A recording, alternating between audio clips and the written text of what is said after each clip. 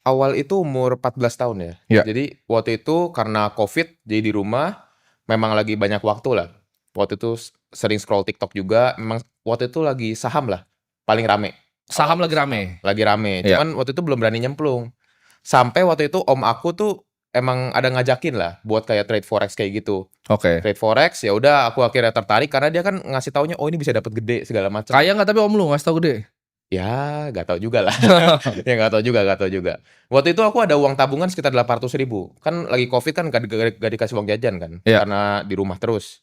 Terus ya gitu, aku masih ada uang 800.000, aku masukin semua. Oke. Gitu. Aku tradingin, tiba-tiba 4x dalam sebulan. Jadi aku kayak cuman long short tuh menang terus anehnya. Padahal aku gak ngerti apa-apa. Oke. Basically gambling tapi bener terus. Ternyata itu apa itu? Tipu lah. Oh, jadi lu ditipu Scam om itu. sendiri. Berarti bukan orang kaya gitu om lu. Nah, background orang tua lu tuh apa sih sebenarnya? Lu apakah anak pengusaha atau Enggak apa? sih, enggak. Kalau mama aku tuh jualan daging di pasar kok. Oke. Jualan Di daging. Bandung berarti lu Di waktu itu ya? Bandung, yes, di Bandung. Karena kalau gua nggak salah waktu itu kan kita sempat ada komunitas juga kan regional ya. Lu Ya, salah satu yang ini kan yang manage Bandung kan ya waktu aku itu. ketua Aceh Bandung waktu itu. Oke. Jadi lu ketua Aceh Bandung. Mhm, Dulu nyokap lu tuh pedagang di pasar. ya.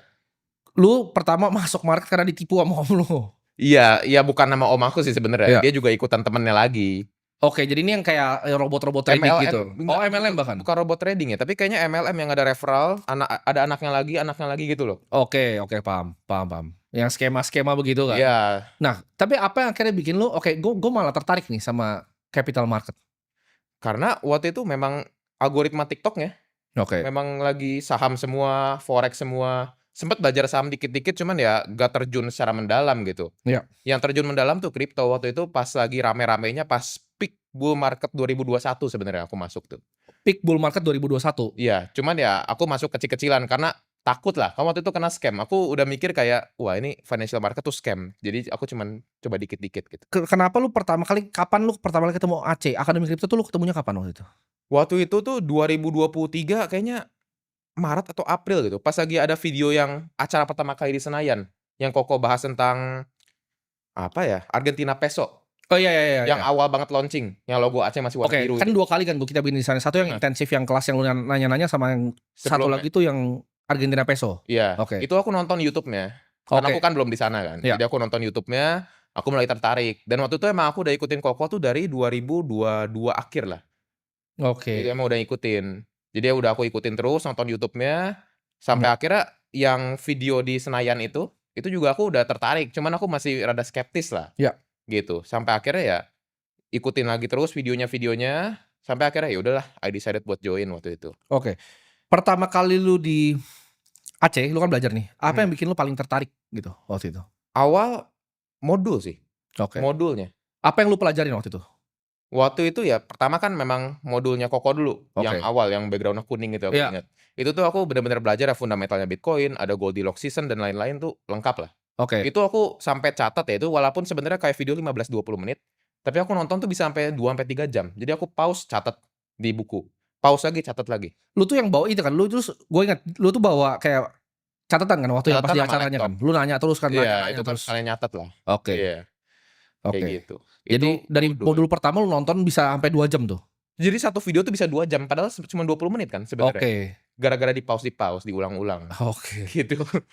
Menarik ya, jadi lu belajarnya bener-bener intensif ibaratnya? Iya, itu lumayan, gila itu belajar. Nah, apa tantangan awal lu pas lu mulai trading nih, apa nih tantangan? Karena waktu pertama kan itu ya bukan trading, tipu lah itu kan. Iya, iya, Lu ke beda lah. saham juga, Iya, berarti lu udah coba beberapa market tapi mhm, ternyata paling nyaman di kripto. yes. Nah, lu apa sih tantangan awal-awal lu tuh pas belajar kripto tuh apa yang susah? Kendaliin emosi sih.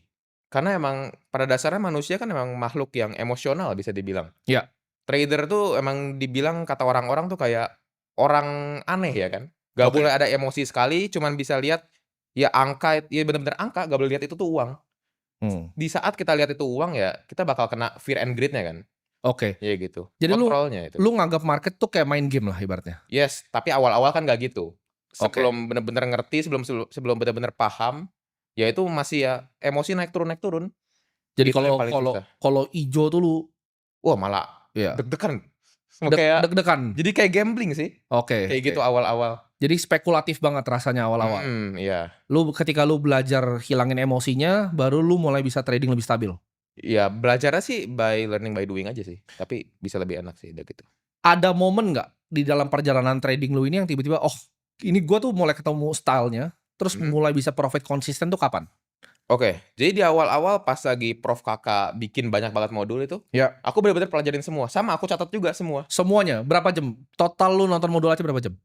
Wah, ratusan bahkan mungkin ribuan jam, nggak tahu, pokoknya Ratusan jam berarti, ribuan jam? lebih kayaknya. Itu Oke. sehari aku bisa spend like 6 sampai 8 jam, itu pun belum dipotong jam sekolah. Aku kan Oke. jam 7 sekolah. Oh, lu masih SMA ya waktu itu ya? Iya, aku SMA. Oke. Itu sampai jam 3 pulang nge-gym, Oke. dari jam 5 sampai malam jam 1 bahkan. Itu Sampai jam 1 ya? nonton terus, belajar terus, charting terus, nggak berhenti. Oke.